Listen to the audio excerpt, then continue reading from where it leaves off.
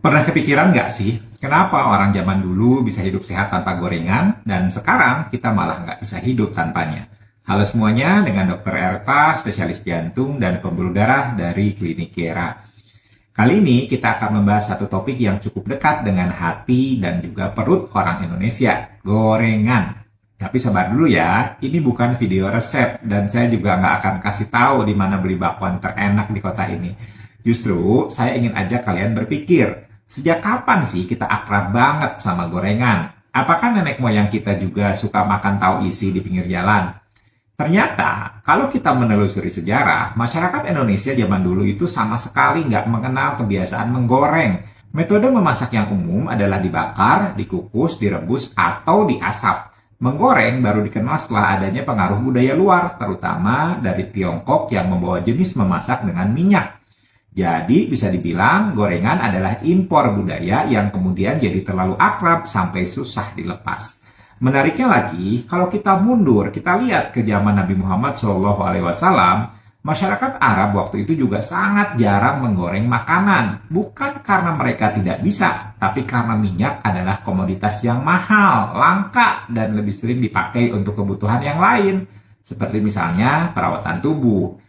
Makanan biasanya dibakar, direbus, atau dimakan mentah seperti kurma dan buah-buahan. Jadi kalau sekarang ada yang bilang sunnah itu makan gorengan, mungkin perlu dicek lagi ya kita berujukannya.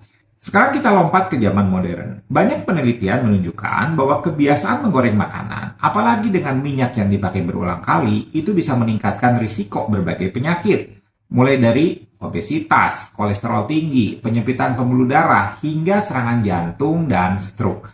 Nah, ini bukan mitos, ini hasil penelitian medis yang sudah dikaji secara serius. Kalau kamu merasa masih muda dan belum perlu khawatir, coba ingat-ingat, ada nggak sih teman kamu yang usianya masih 30, 40 tahunan, tapi sudah pasang ring jantung? Nah, itu salah satunya karena gaya hidup, termasuk pola makan. Coba kita bandingkan dengan masyarakat di beberapa wilayah yang dikenal memiliki angka hidup yang tinggi, seperti misalnya Okinawa di Jepang, Nicoya di Costa Rica, atau Sardinia di Italia. Di tempat-tempat ini, banyak warganya yang bisa hidup sampai usia 100 tahun ke atas. Dan bukan cuma hidup lama, tapi juga hidupnya sehat, aktif, dan nggak merepotkan anak cucu. Satu kesamaan utama yang mereka miliki adalah mereka hampir tidak pernah menggoreng makanan. Makanan mereka itu umumnya direbus, dikukus, dipanggang, atau dimakan mentah. Lemak yang dikonsumsi pun berasal dari sumber alami, seperti misalnya ikan, kacang-kacangan, dan minyak zaitun dalam jumlah yang terbatas. Tidak ada makanan yang dicelup dalam minyak panas sampai kecoklatan dan bunyinya jadi kriuk-kriuk.